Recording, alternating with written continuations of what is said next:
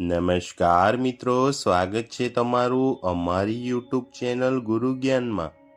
મિત્રો, આજે આપણે વાત કરવાના છીએ સાવરણી ઉપર, જે ઘરની સાફ સફાઈ માટે ઉપયોગમાં લેવામાં આવે છે। ફક્ત સફાઈ માટે જ મહત્વની નથી, પણ વાસ્તુ અને જ્યોતિષશાસ્ત્ર મુજબ ઘરની ઉર્જા પર તેની અસર પડે છે। યોગ્ય દિવસે સાવરણી ખરીદવાથી સકારાત્મક ઉર્જા પ્રવર્તે છે, જ્યારે ખોટા સમયે ખરીદવાથી ઘરમાં નકારાત્મક પરિબળો પ્રવેશી શકે છે। આ વિષય પર ઊંડાણપૂર્વક વાત કરીએ તે પહેલાં, જો હજુ સુધી તમે અમારી ચેનલ ગુરુ જ્ઞાનને સબસ્ક્રાઈબ ન કરી હોય તો તરત જ સબસ્ક્રાઈબ કરી લેજો અને હમણાં જ બેલ આઇકન દબાવી દેજો, જેથી કરીને અમારા નવા વિડીયો તમારા સુધી પહોંચતા રહે। વિડીયોને ચાલુ કરીએ। મિત્રો, સાવરણી કયા દિવસે ખરીદવી જોઈએ તેના વિશે સૌપ્રથમ વાત કરીએ। ઘરમાં નવી સાવરણી લાવવાની પણ એક ચોક્કસ વિધિ હોય છે।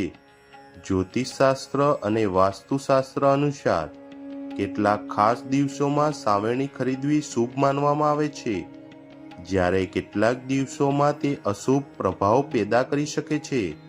મિત્રો, શુક્રવાર અને શનિવાર આ બે દિવસ સાવરણી ખરીદવા માટે શ્રેષ્ઠ માનવામાં આવે છે।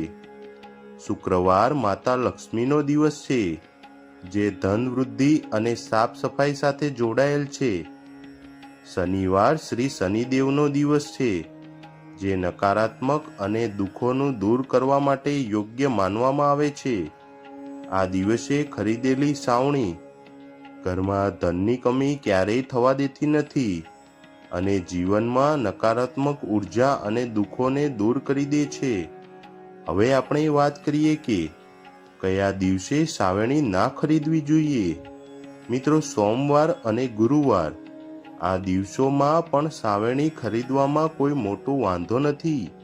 જો કે ગુરુવાર ધર્મ અને વિદ્યા માટે મહત્વપૂર્ણ માનવામાં આવે છે, તેથી આ દિવસે સાફ સફાઈ સાથે જોડાયેલી વસ્તુ ખરીદવાનું ટાળવાનું વધુ સારું રહેશે। ને બીજા દિવસોની વાત કરીએ તો મંગળવાર અને રવિવાર આ દિવસોમાં સાવરણી ખરીદવી શુભ મનાતી નથી। મંગળવાર મંગળ ગ્રહનો દિવસ છે, જે દુઃખ અને અનિશ્ચિત ઉર્જા સાથે સંકળાયેલ છે।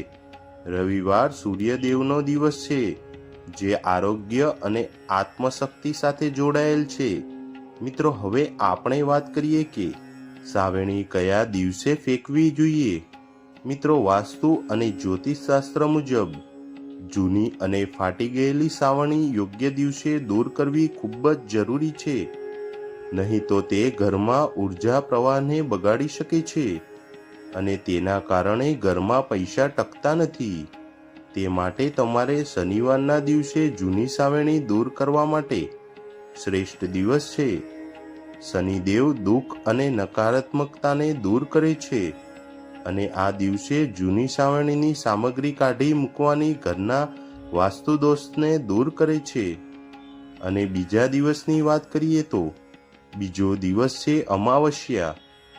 જો શનિવારની રાહ જોઈ શકાય તેમ ન હોય તો અમાવસ્યાના દિવસે પણ જૂની સાવરણી દૂર કરી શકાય। આ દિવસને ઘરના તમામ નકારાત્મક તત્વો દૂર કરવાનું શ્રેષ્ઠ માનવામાં આવે છે।